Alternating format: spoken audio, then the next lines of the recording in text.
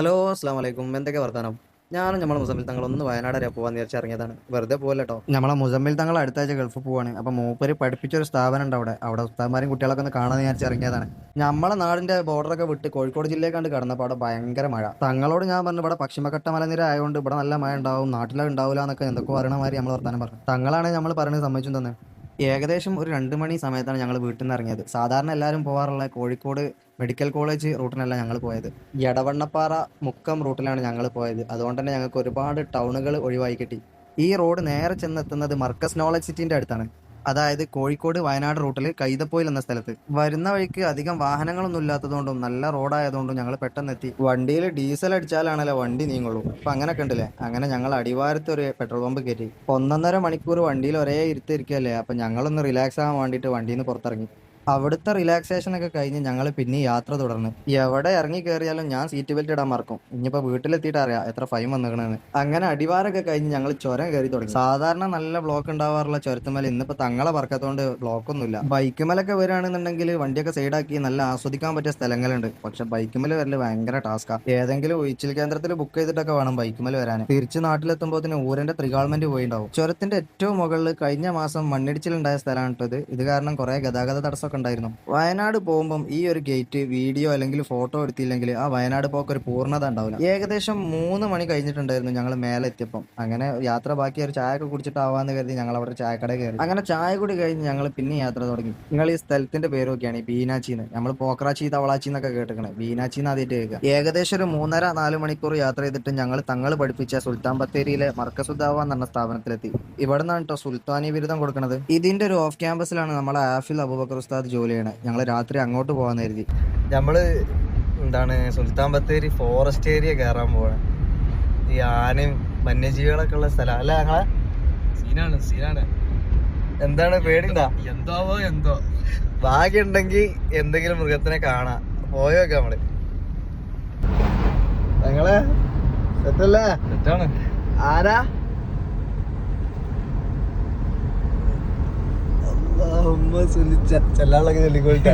അങ്ങനെ ചെല്ലാനുള്ളതൊക്കെ ചെല്ലി വിളിച്ചാനുള്ളതൊക്കെ വിളിച്ചുകൊണ്ട് ഞങ്ങൾ നേരെ അബുവിന്റെ അടുത്തേക്ക് പോവാണ്. ഫോറസ്റ്റ് ഏരിയ കഴിഞ്ഞ ഉടനുള്ള അങ്ങാടി തന്നെയാണ് അബുവിന്റെ കോളേജ്. ഞങ്ങൾ കോടമഞ്ഞൊക്കെ പ്രതീക്ഷിച്ചിനി, പക്ഷെ കോടൊന്നും ഇല്ലെങ്കിലും ചെറിയൊരു തണുപ്പൊക്കെ ഉണ്ട്. ഇതാണ് കേട്ടോ നമ്മളെ അബൂബക്കർ ഉസ്താദിന്റെ കോളേജ്. ഞങ്ങൾ വരണുണ്ടെന്ന് വിളിച്ചു പറഞ്ഞുകൊണ്ട് തന്നെ ആള് ഞങ്ങൾ അവിടെ കാത്തു. അങ്ങനെ അവിടുന്ന് കുറച്ച് സൊറപറച്ചിലും കാര്യങ്ങളൊക്കെ കഴിഞ്ഞാണ്ട് ഞങ്ങൾ നേരെ സുൽത്താൻ ബത്തേരിക്ക് ഫുഡ് അടിക്കാൻ വേണ്ടി ഇറങ്ങി. അവിടുത്തെ കുഴപ്പമില്ലാത്തൊരു റെസ്റ്റോറന്റ് കയറി. കാരണം ഫുൾ ചെലവ് ഏറ്റെടുക്കുന്നത് തങ്ങളാണല്ലോ. തങ്ങളടുത്ത് പിന്നെ ഇഷ്ടം പോലെ കായുള്ളതുകൊണ്ട് കുഴപ്പമില്ല. അള്ളാഹു ഇനിയും പൈസ ഏറ്റി കൊടുക്കട്ടെ, ആമീൻ. അങ്ങനെ നമ്മൾ ഓർഡർ ചെയ്ത സാധനമൊക്കെ എത്തി. നമ്മളല്ല പള്ളർച്ച തിന്ന്. അതൊക്കെ കഴിഞ്ഞ് പിന്നെ ഞങ്ങൾ മർക്കസത്തെ കുറച്ച് ഉസ്താദ്മാരെയും കൂട്ടിയാണ്ട് അവിടെ ഫ്രൂട്ട് ബേൽ കയറി. ഇവിടെ പച്ചവെള്ളത്തിന് വരെ മുടിഞ്ഞവരാണ്. പിന്നെ തങ്ങളുള്ളതുകൊണ്ട് നമുക്ക് പേടിച്ചല്ല. ഞങ്ങൾ മൊത്തം 6 ആൾക്കാരുണ്ടായിനി. ഓല് 4 ആൾക്കാർ മിനി ഫലൂദ ഓർഡർ ചെയ്ത്, ഞാനും തങ്ങളും ഒരു ജ്യൂസ് ഓർഡർ ചെയ്തു. ഈ അബു കുറച്ച് മുന്നല്ല നല്ല പള്ളർച്ച് ഫുഡ് കഴിച്ചത്. എന്നിട്ട് ഇതൊക്കെ എവിടെ പോകണമെന്ന് നമ്മൾ ആലോചിക്കണം. എവിടെയും കണ്ണാടി കണ്ടാൽ അതിൽ മിറർ സെൽഫി എടുക്കാതെ എനിക്കൊരു സമാധാനം ഉണ്ടാവില്ല. എന്റെ ആ ഷോ നിങ്ങളീ കാണുന്നത്. അങ്ങനെ അവിടത്തതൊക്കെ കഴിഞ്ഞ് പിന്നെ പുറത്തിറങ്ങിയിട്ട് സ്റ്റോറി ഇടാൻ എന്തെങ്കിലുമൊക്കെ വേണ്ട. അങ്ങനെ കുറച്ച് ഫോട്ടോസൊക്കെ എടുത്ത്. പ്രൊഫഷണൽ ഫോട്ടോഗ്രാഫർ അബൂബക്കർ ഉസ്താദ് ഉണ്ട് നമ്മളെ കൂടെ. അന്ന് രാത്രി തങ്ങൾ സുൽത്താൻ ബത്തേരിയിലും ഞാൻ അബുവിന്റെ കോളേജിലും സ്റ്റേ ചെയ്തു. ഞാനും അപ്പം ബൈക്കുമേൽ ഒറ്റയ്ക്കായിരുന്നു അബുവിന്റെ കോളേജിലേക്ക് പോയത്. പോണ വഴിക്ക് ഞങ്ങൾക്ക് നല്ലൊരു ആനനെ കാണാൻ പറ്റി. നിർഭാഗ്യവശാൽ അത് നിങ്ങൾക്ക് വീഡിയോ എടുത്ത് കാണിച്ചു തരാൻ പറ്റിയില്ല. പിറ്റേന്ന് രാവിലെ ഒരു 9 മണി ആയപ്പോൾ തങ്ങൾ ഞങ്ങളുടെ അടുത്തേക്ക് വന്നു. അവിടുന്ന് ഫുഡൊക്കെ കഴിച്ച് ഞങ്ങൾ നാട്ടിലേക്ക് വരാനുള്ള തയ്യാറെടുപ്പിലേനി. വ്യാഴാഴ്ച ആയതുകൊണ്ട് തന്നെ അബൂബക്കർ ഉസ്താദ് ഞങ്ങളെ കൂടുതലുണ്ടായിരുന്നു കേട്ടോ. അബുവിനോട് ഞങ്ങളെ കൂടെ കാറിൽ വരാൻ പറഞ്ഞു. പക്ഷെ നാട്ടിൽ പെണ്ണുങ്ങളായിട്ട് കറങ്ങാൻ വണ്ടി വേണ്ടെന്ന് പറഞ്ഞിട്ട് ഓൻ ബൈക്ക് എടുത്ത്. ഇപ്പൊ പഴയമാരില്ലല്ലോ, അബൂക്ക് നാട്ടിൽ പോകാൻ പ്രത്യേക ഒരു ഉത്സാഹം ഉണ്ടാവും. അങ്ങനെ ഓൻ ബൈക്കുമേലും ഞങ്ങൾ രണ്ടാളും ബാക്കിൽ കാറിലും ഇങ്ങനെ നാട്ടിൽ പോയിക്കൊണ്ടിരിക്കുക. പോണ വഴിക്ക് ഫോറസ്റ്റിന്റെ നടുവിൽ കുറച്ച് ഉള്ളിൽ നല്ലൊരു സ്പോട്ട് ഉണ്ട്. അവിടെ നമുക്ക് ഫോട്ടോ എടുക്കാന്നൊക്കെ പറഞ്ഞിട്ട് ഞങ്ങളത് അങ്ങോട്ട് കൊണ്ടുവന്നു.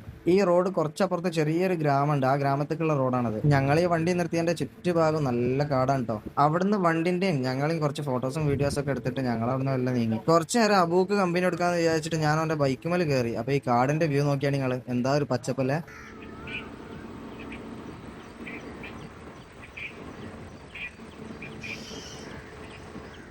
അങ്ങനെ ഞങ്ങൾ ടൗണിലെത്തിയപ്പം ഏതായാലും നാട്ടിലേക്ക് പോവല്ലേ, പോണതിന്റെ മുന്നേ വയനാടൊക്കെ അല്ലേ ഒന്ന് കറങ്ങിയിട്ട് പോകാന്ന് കരുതി. നാട്ടിലേക്ക് പോണ റൂട്ടിൽ നിന്ന് കുറച്ചൊന്ന് ഉള്ളിലേക്ക് പോയാൽ ഞങ്ങൾക്ക് എടക്കൽ ഗുഹ എത്താൻ പറ്റും. അങ്ങനെ അബു ബൈക്ക് സൈഡാക്കി കാറ് കയറി. ഞങ്ങൾ മൂന്നാളും ഫസ്റ്റ് ടൈം ആണ് കേട്ടോ എടക്കൽ ഗുഹ പോണത്. മെയിൻ റോഡിൽ നിന്ന് ഏകദേശം 8 കിലോമീറ്റർ ഉള്ളോട്ട് പോകാണ്ടായിരുന്നു. വണ്ടി പാർക്ക് ചെയ്തിട്ട് ഒരു 1.5 കിലോമീറ്റർ കോൺക്രീറ്റ് റോഡ് കൂടെ നടന്നിട്ട് വേണം ഇതിന്റെ ടിക്കറ്റ് കൗണ്ടറിൽ എത്താൻ. ഇവിടുന്ന് കയറുമ്പോൾ ഏകദേശം എത്ര നടക്കാണ്ടാവുന്ന ഒരു പിടുത്തമില്ലാത്തതുകൊണ്ട് ഞങ്ങളൊരു ബോട്ടിൽ വെള്ളം കയ്യിൽ കരുതി. നടന്നൊരു 10-200 മീറ്റർ ആയപ്പോൾ തന്നെ മൂന്നാളും കുഴങ്ങി. പോണ ബൈക്കിൽ ഇങ്ങനെ കുറച്ച് ആൾക്കാരുണ്ടാവും കേട്ടോ. അപ്പൊ നമ്മൾ കൈ കയ്യിൽ എന്തെങ്കിലും കരുതി കൊണ്ടുപോകുകയാണെന്നുണ്ടെങ്കിൽ അത് നേരത്തെ സൂക്ഷിച്ച് കൊണ്ടുപോകുക, അല്ലെങ്കിൽ എമ്പന്മാർ പണി തരും. അവിടെ ഒരുപാട് ഷോപ്പുകൾ ഉണ്ട് കേട്ടോ, ഇതേപോലെ ഉപ്പിലിട്ടത്, തേനെല്ലിക്ക, അങ്ങനെ തന്നെ കാപ്പിപ്പൊടി, കുരുമുളക്, അങ്ങനെ ഒരുപാട് സാധനങ്ങൾ കച്ചവടം ചെയ്യുന്ന ആൾക്കാരുണ്ട് അവിടെ. ഇവിടെ ഒരാൾക്ക് 50 രൂപയാണ് ടിക്കറ്റ് വരുന്നത്. ഞങ്ങൾ മൂന്നാളും ടിക്കറ്റ് എടുത്ത് കയറി. ടിക്കറ്റ് എടുത്ത് കണ്ടാണ്ട് എത്തിയെന്നൊന്നും വിചാരിക്കണ്ട, ഇനിയൊരു 300 സ്റ്റെപ്പ് നടക്കാണ്ടല്ലോ മേലേക്ക്.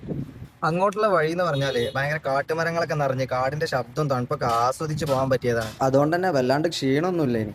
ഇതുപോലത്തെ പാറന്റെ ഇടയിൽ കൂടെ ഒക്കെ നടന്നിട്ട് വേണം കേട്ടോ മുകളിലെത്താൻ. കയറുമ്പോൾ ഇങ്ങനെ ഒരു സ്ഥലം കണ്ടപ്പോൾ ഞങ്ങൾ ആദ്യം കരുതി ഇതായിരിക്കും ഗുഹ എന്ന്. പക്ഷെ ഇതൊന്നും അല്ലല്ലോ, ഇഞ്ഞു മേലേക്ക് കയറണ്ടെന്ന് പറഞ്ഞു. അങ്ങനെ 2-2.5 കിലോമീറ്റർ നടന്നപ്പോൾ ഞങ്ങൾ ഏറ്റവും മുകളിലെത്തി. പണ്ട് ഈ മലന്റെ മേലേക്ക് ട്രെക്കിങ്ങിന് വേണ്ടി ആൾക്കാർ കയറലുണ്ടെന്നാ തോന്നുന്നത്. ഇപ്പൊ അതിന് പ്രവേശനം ഇല്ലാന്ന് അവിടെ ഒരു ബോർഡൊക്കെ വെച്ചിട്ടുണ്ട്. ഏകദേശം 2.5 കിലോമീറ്റർ നമ്മൾ കയറിയില്ലേ, ഇവിടെ എത്തിക്കണേ എന്നാണ് പറഞ്ഞത്.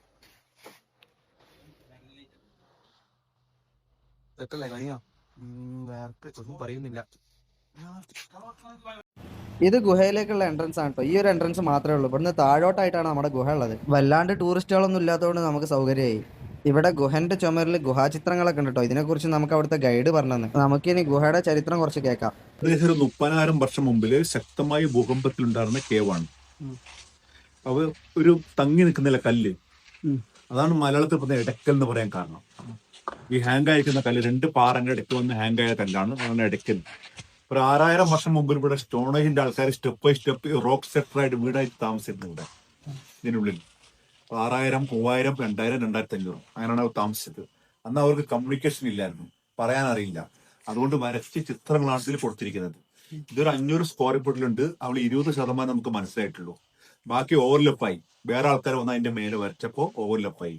അപ്പൊ 6000 വർഷം മുമ്പിലൊരു കിങ് ഓഫ് ട്രൈബലിന്റെ ഫോട്ടോയാണ് ഈ കാണുന്നത്. ഇവിടെ കൈയൊക്കെ ഇങ്ങനെ പിടിച്ചിട്ട് തലയിലൊരു കിരീടൊക്കെ വെച്ചിട്ട് കാണുന്നത് ഈ കാണുന്നത്. മൊബൈൽ കൂടെ ശരിക്കും കാണാൻ. ഇയാളെ ഫ്രണ്ട് സൈഡ്, ഇയാളെ സെയിം ബാക്ക് സൈഡാണ് ഈ കാണുന്നത്. ബാക്ക് സൈഡ് ഇവിടെ റൗണ്ട് കാണുന്ന ഒരു ലേഡീസിന്റെ മുഖമാണ്. അവിടെ ഒരു ആനനെ കാണാം, ഒരു ആന. ഇവിടെ ഒരു അമ്മയും കുട്ടിയും നിൽക്കുന്ന ഭാഗമാണ് ഈ കാണുന്നത്. ഏറ്റവും മുകളിലായിട്ട് അമ്മയും കുട്ടിയും നിൽക്കുന്നുണ്ട്. ഇവിടെ റൗണ്ട് കാണുന്നില്ല. അന്നൊരു ഭഗവാനായിട്ട് സൂര്യനെ ആരാധിച്ചെന്ന് പറഞ്ഞു, സൂര്യ ഭഗവാനെ. അതിന്റെ മുകളിൽ ഒരു മയിലിന്റെ രൂപം കാണാം. മയിലിന്റെ പിക്കൊക്കെ പറയും, മയിൽ മുകളിൽ. ഇതിവിടെ സ്റ്റെപ്പായി കാണുന്നത് അതൊരു പുഷ്കാട് വണ്ടിയാണ്. ഉന്തുവണ്ടിന്റെ പോലത്തെ ഒരു വണ്ടികളാണ് അത് സൈഡിലുണ്ട്. ഇത് 6000, 3000, അതിന്റെ 2 സൈഡിലും വീലുകളുണ്ട്. 10,000 വർഷം മുമ്പിലും വീലുകൾ വന്നെന്നാ പറയുന്നത്. പിന്നെ ഒരു കപ്പിൾ അണ്ടിങ് ഡാൻസ് ഉണ്ട് ഇവിടെ. ഇവര് പോയിട്ട് നായാട്ടിനൊക്കെ പോയി വന്ന എന്തെങ്കിലും മൃഗങ്ങളെ കിട്ടിക്കഴിഞ്ഞാൽ ഡാൻസ് കളിക്കുന്ന രൂപത്തിലാണ് പറഞ്ഞിരിക്കുന്നത്. അത് 3000 വർഷം മുമ്പിലാണ് ഒരു കപ്പിൾ അണ്ടിങ് ഡാൻസ്. ഒരു പുരുഷൻ ഇവിടെ, ഒരു സ്ത്രീ ഇവിടെ. ഒരു പുരുഷൻ അമ്പും ബില്ല് പിടിച്ച് നിൽക്കുന്ന ഭാഗമാണ് ഈ കാണുന്നത്. ഒരു സ്ത്രീ ഡാൻസ് രൂപത്തിൽ നിൽക്കുന്ന ഇവിടെ ഈ ഭാഗത്ത്. ഇവിടെ ഒരു ഉന്തുവണ്ടിയുടെ മുകളിൽ ഒരു സ്ത്രീ നിൽക്കുന്ന ഭാഗമാണ് ഈ കാണിക്കുന്നത്. അന്ന് ഉപയോഗിച്ച വെപ്പൺസ് ആണ് ഇത്. കത്തി, കോടാലി, അമ്പും ബില്ലൊക്കെ അവര് ഇത് ഉപയോഗിച്ചാണ് ശിക്കാർ ചെയ്യാനും ഹണ്ടിങ് ചെയ്യാനും വരക്കാനൊക്കെ ഉപയോഗിച്ചത്. ഇതാ ഇവിടെ ഒരു ട്രയാങ്കിൾ ലേഡീന്റെ ഫോട്ടോ കാണാം ഈ കാണുന്നത്. ഇതാ ഒരു ലേഡീന്റെ ഫോട്ടോ ആണത്, ട്രയാങ്കിൾ ലേഡി. ഇവിടെ ഒരു വൈൽഡ് ആനിമൽ ഒരു മൃഗത്തിന്റെ ഫോട്ടോ ആണ് കാണിക്കുന്നത്. ഈ ഹെഡ്, ബോഡി, കാലൊക്കെ ആയിട്ട് വാലൊക്കെ ആയിട്ട് ഈ കാണുന്നത്. ഈ അടിഭാഗം ഈ കാണുന്നത്. ഇവിടെ ഒരു എലിഫന്റിന്റെ ഹെഡ് കാണാം, ഒരു ആനയുടെ തലയാണ് കാണിക്കുന്നത്. ആനയുടെ തല.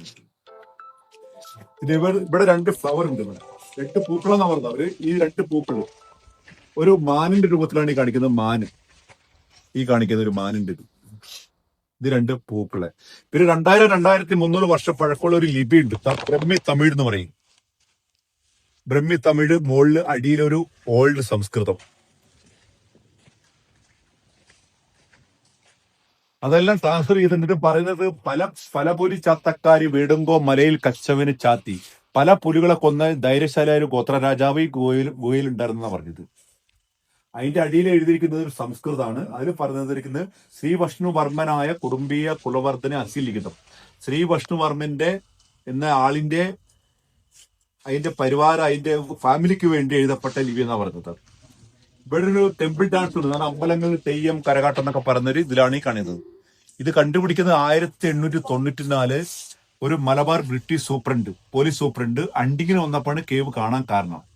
ഇയാള് 1901 ഇയാള് ഇന്ത്യൻ ആന്റിക്രിപ്റ്റ്സിൽ നിന്ന് ഒരു മാസികയിൽ ഇതിനെപ്പറ്റി എഴുതി, ഇന്ത്യൻ ആന്റിക്വറിയിൽ എഴുതിയാണ്. അങ്ങനെയാണ് ഈ പ്രസിദ്ധിയാൻ കാരണം. ഇത് സീ ലെവൽസ് 4000 ഫീറ്റ് മുകളിലാണ് നിൽക്കുന്നത്. ഇത് എത്ര മഴ പെയ്താലും വെള്ളം ഇവിടെ നിൽക്കത്തില്ല.